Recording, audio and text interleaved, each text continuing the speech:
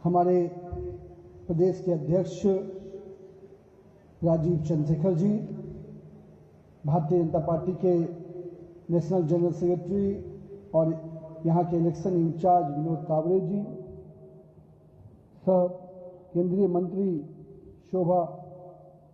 सुश्री शोभा जी, हमारे स्टेट के vice president doctor K S. Radhakrishnan ji, अपने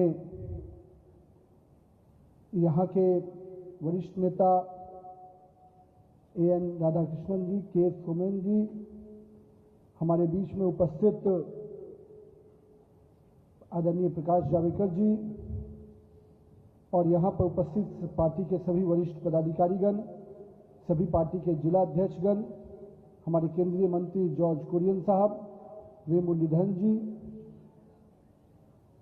और हम सब कोई जो यहाँ पर उपस्थित हुए हैं, हमारे चारों जिला के अध्यक्ष के साथ साथ उन सभी जिला के पदाधिकारी, मंडल के अध्यक्ष और हमारे सभी बूथ अध्यक्ष और ऐसे देव दुर्लभ कार्यकर्ता जिन पर हम सभी को गर्व है, केरल के उन कार्यकर्ताओं पर जो आज संघर्ष कर केरल में कमल खिलाने का प्रयास कर रहे हैं। मैं आप सभी को, अपने कार्यकर्ताओं को अभिनंदन करता हूं, सबको प्रणाम करता हूं, आप सबको इस कार्यक्रम में उपस्थित होने के लिए धन्यवाद करता हूं। मित्रों, केरल एक ऐसा प्रांत है जहां पर हम लगातार एक विपरीत परिस्थिति में काम कर रहे हैं और हम कह सकते हैं भगवान परशुराम की सिद्धि उपस्थित वाली नगरी को हमारे आदि शंकराचार्य श्री नारायण गुरु जी के आध्यात्मिक प्रकाश के अवलोकन से केरल की इस भूमि को सर्वप्रथम मैं नमन करता हूं, आप सबका अभिवादन करता हूं। महात्मा अय्या काली एवं चटम्पी स्वामी कल जैसे पूज्य महापुरुषों को भी मैं प्रणाम करता हूं। अपने नेता आदरणीय पंडित दीनदयाल उपाध्याय जी की वो शब्द कि एक राष्ट्र का जन्म तब होता है जब लोग एक लक्ष्य, एक आदर्श, एक उद्देश्य के साथ जीवन व्यतीत करते हैं और उस भूमि के प्रति, अपनी मातृत्व भूमि के प्रति अपने सपने को लेकर आगे बढ़ते हैं। आदर्श के बिना कोई जीवन दिशा में नहीं बढ़ सकता है, मातृभूमि के बिना कोई अस्तित्व नहीं होता और इन दोनों के बिना कोई राष्ट्र नहीं बन सकता है। तो ऐसे कल्पना के साथ हम आगे बढ़ रहे हैं। हम राष्ट्र प्रथम के विचारधारा से काम करने वाले लोग हैं। हम हमेशा कहते हैं राष्ट्र प्रथम, पार्टी नेक्स्ट, सेल्फ लास्ट, और इस विचारधारा से काम करते करते हमने अपने सैकड़ों कार्यकर्ताओं को बलिदान दिया है।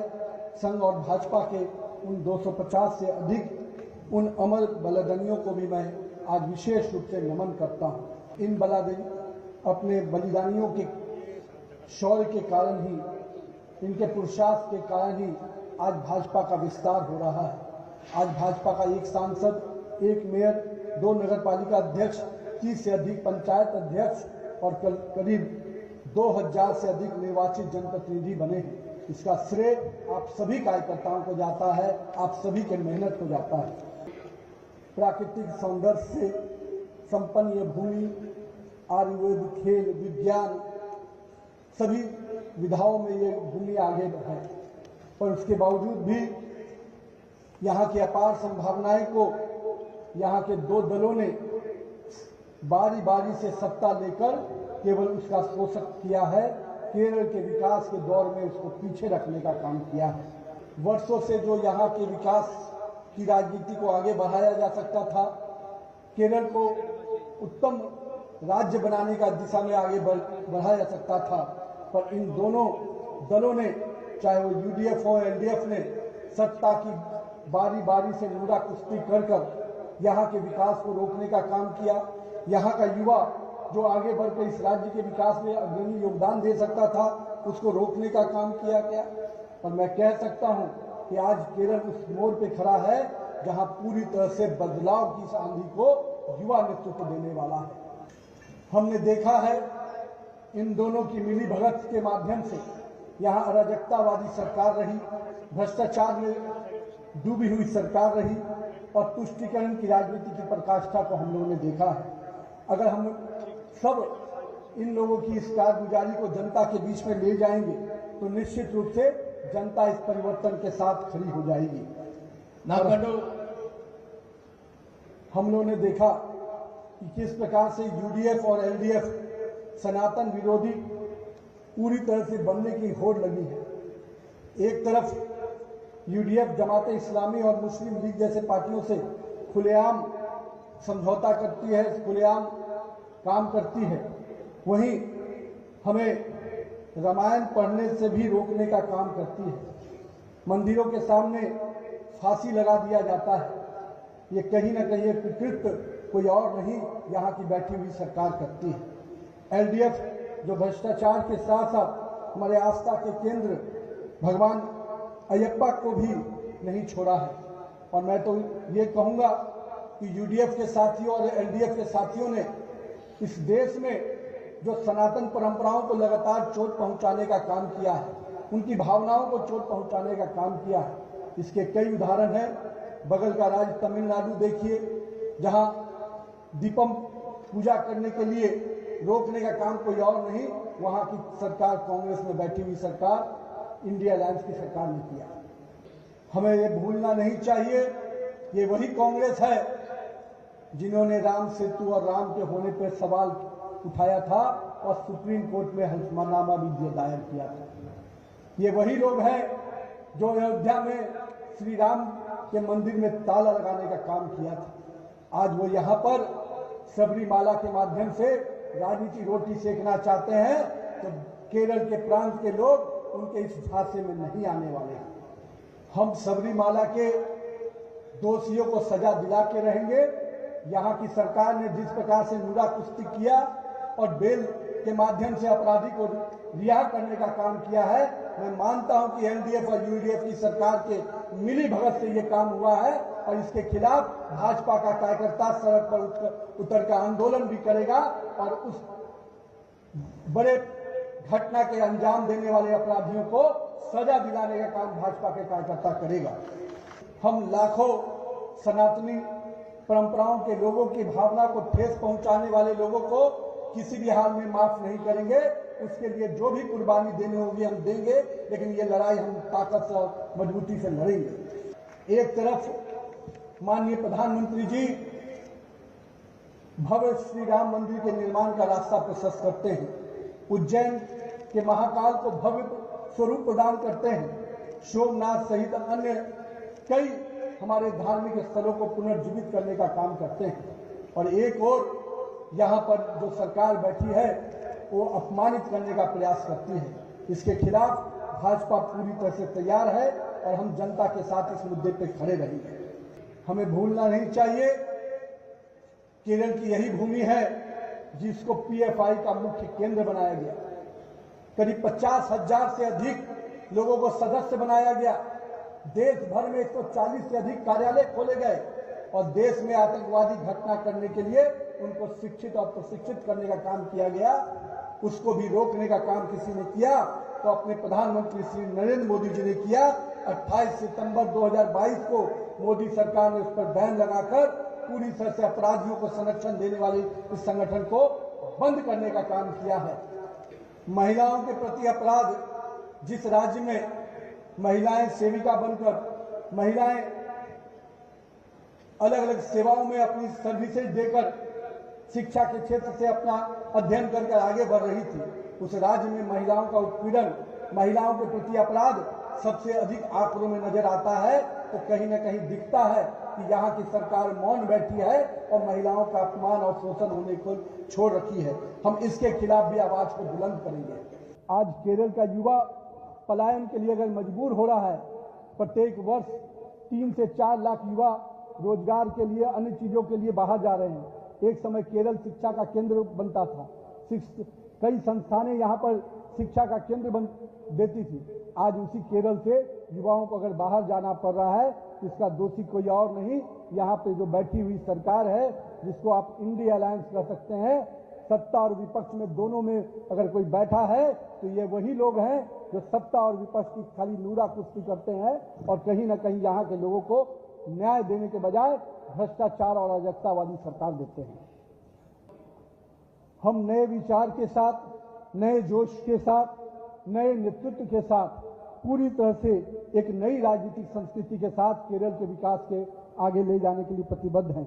आइए इस परिवर्तन की इस लड़ाई में केरल की जनता से आग्रह करेंगे कि हम विकसित केरल, हम विकसित भारत के संकल्प के साथ आगे बढ़ना चाहते हैं। इसमें आपका सहयोग हमें चाहिए। आज जहां एक और प्रधानमंत्री जी देश को आगे ले जाने के लिए अभी यूरोपियन यूनियन के साथ mother of all deals sign किया, जिससे भारत के ट्रेड व्यापार को, भारत के किसानों को, भारत के नागरिकों को एक बड़ा लाभ होने जा रहा है।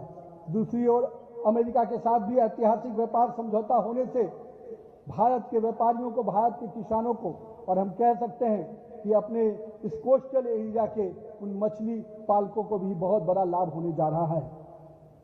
आज जहां भारत सेमीकंडक्टर से लेकर आर्टिफिशियल इंटेलिजेंस से लेकर हर क्षेत्र में आगे बढ़ रहा है, उसमें केरल के अपने उन होनहार छात्रों का भी बहुत बड़ा योगदान है, जिन्होंने रिसर्च के क्षेत्र में, साइंस एंड टेक्नोलॉजी के क्षेत्र में अपना अहम योगदान दिया है। मैं केरल के युवाओं को बहुत बहुत आभार व्यक्त करता हूं कि आज भारत के इसरो से लेकर विदेश की बड़ी बड़ी सॉफ्टवेयर टेक्नोलॉजी में केरल के युवाओं का बहुत बड़ा योगदान है। आज केरल के किसानों को पीएम किसान सम्मान निधि के माध्यम से 29 लाख किसानों को 13,000 करोड़ की राशि देना, मातृवंदन योजना के तहत 10 लाख माताओं को 444 करोड़ की सहायता देना, चाहे मछुआरा भाइयों को 1400 करोड़ की सहायता प्रदान करना, ये नरेंद्र मोदी सरकार की पूरी तरह से संकल्प को दिखाता है कि किस प्रकार हम केरल की जनता के साथ अपने आप को जोड़कर देखते हैं। Sir, could you please tell in English that figures? That 13,000 crore and 444 crore in Matri Vandan Yojana, 13,000 crore in PM किसान सम्मान योजना। आज भाजपा की सरकार, नरेंद्र मोदी की सरकार ने चाहे वो वंदे भारत हो या अमृत भारत ट्रेन इस राज्य की सेवा के लिए दिया है, तो कहीं ना कहीं अपने संकल्प को दोहराया है। हम rare earth corridor ecological tourism में केरल को प्रमुख स्थान मानते हैं, क्योंकि हम समझते हैं कि केरल की जनता के विकास में टूरिज्म एक बहुत बड़ा सेगमेंट है। हम केरल के विकास के प्रति अपने संकल्प को इसलिए दोहरा रहे हैं कि अगर हम केरल के विकास का घोषणा करते हैं, संकल्प लेते हैं, तो कहीं ना कहीं हमने केरल के विकास में अपना योगदान भी दिया है। राज्यसभा के सत्र में जिस प्रकार से हमारे सांसद सदानंद मास्टर जी ने अपनी बात रखी, पूरा देश स्तंभ रह गया। पूरे देश के लोगों में लगा कि किस प्रकार से भाजपा का एक कार्यकर्ता इतने लंबे समय से संघर्ष करते हुए आज देश के उच्च सदन पे पहुंचा है और केरल की आवाज बनकर पहुंचा है। मैं उस राहुल गांधी जी से पूछता हूं जो संविधान की किताब लेकर घूमते हैं कि संविधान के किस पन्ने में लिखा है कि हमारे सदानंद मास्टर जी के अंग को काट दिया जाता है क्योंकि वो आपके विचार के साथ काम नहीं करता है। संविधान के किस पन्ने में यह लिखा है कि आप कार्यकर्ताओं को, जो अपोजिट पार्टी के कार्यकर्ता होते हैं, उनको आप मृत्यु दे देते हैं? इस किस संविधान में लिखा है? और राहुल गांधी जी, आपने केवल केरल के लोगों का शोषण किया है, इसलिए केरल की जनता आने वाले समय में आपको इसका जवाब देगी। मैं आज अपने उन तमाम कार्यकर्ताओं को नमन कर रहा हूं और साथ ही आप यहां पर उपस्थित कार्यकर्ताओं का अभिनंदन करता हूं, जिन्होंने अत्याचार के खिलाफ डर और हिंसा के बावजूद केरल में हमारे कार्यकर्ताओं ने कभी घुटना नहीं टेका। हमारे विचार के ध्वज को लेकर वो लगातार आगे बढ़ते रहे और अन्याय के खिलाफ लड़ते रहे, कभी घुटने नहीं टेका। हम अपने केरल के उन साहसी कार्यकर्ताओं को बहुत बहुत अभिनंदन करते हैं। केरल के कार्यकर्ताओं का संघर्ष मुझे उस बात का याद दिलाता है, और मुझे वो बात जो मैं लगातार राजनीति में कहता हूं कि राजनीति 100 मीटर रेस नहीं, राजनीति लॉन्ग मैराथन है। हमारे यहाँ के कार्यकर्ताओं ने इसको सिद्ध करके दिखाया है कि वो निरंतर भाव से लगे हुए हैं इस परिवर्तन की लड़ाई को लड़ने के लिए। इसलिए मैं कहता हूं कि अगर संघर्ष देखना है, हमारे विचारधारा के ध्वज को लेकर आगे बढ़ते हुआ सेवक देखना है तो आइए केरल के उन जाबाज कार्यकर्ताओं को देखिए जिन्होंने विषम परिस्थिति के बावजूद भी भाजपा का ध्वज और भगवा ध्वज को झुकने नहीं दिया है और इसका परिणाम भी हमें दिख रहा है। 2014 के चुनाव में हमें 11% वोट मिला, 2019 के चुनाव में हमें 16% वोट मिला और 2024 में हमें 20% वोट मिला। ये स्पष्ट रूप से दिखाता है कि भाजपा का जनाधार बढ़ रहा है और आने वाला चुनाव निश्चित रूप से निर्णायक चुनाव होगा इस राज्य के राजनीति के दृष्टि से। हम लोगों ने राजधानी तिरुवनंतपुरम में अपना मेयर बनाकर 45 वर्षों के वामपंथी वर्चस्व को खत्म किया है और इसका श्रेय सीधे के सीधे हमारे उन कार्यकर्ताओं को जाता है। हम लोगों ने भारतीय जनता पार्टी का सफर 2 सांसदों से शुरू किया था और आज देश में सबसे अधिक सांसद, देश में सबसे अधिक विधायक, देश में सबसे अधिक कार्यकर्ता अगर किसी पार्टी का है तो वो भारतीय जनता पार्टी का है। इसलिए केरल की ये शुरुआत स्पष्ट रूप से संकेत देती है कि आने वाले समय में केरल में केवल भाजपा होगी और भाजपा का नेतृत्व होगा, एनडीए का गठबंधन होगा। हम लोगों ने 30 वर्षों में त्रिपुरा में भी वामपंथियों की सरकार को समाप्त किया। हम पूरे नॉर्थ ईस्ट में भाजपा और एनडीए का परचम लहरा चुके हैं। बंगाल में भी हमारे कार्यकर्ता पूरी ताकत और शिद्दत से संघर्ष कर रहे हैं और बलिदान देकर भी भाजपा के कमल को खिलाने में लगे हैं। तो मुझे पूरी उम्मीद है कि केरल के कार्यकर्ताओं का भी संघर्ष व्यर्थ नहीं जाएगा। आने वाले चुनाव में केरल के कार्यकर्ताओं के परिश्रम और पुरुषार्थ के बल पर केरल में भी कमल खिलेगा और एनडीए गठबंधन की सरकार बनेगी।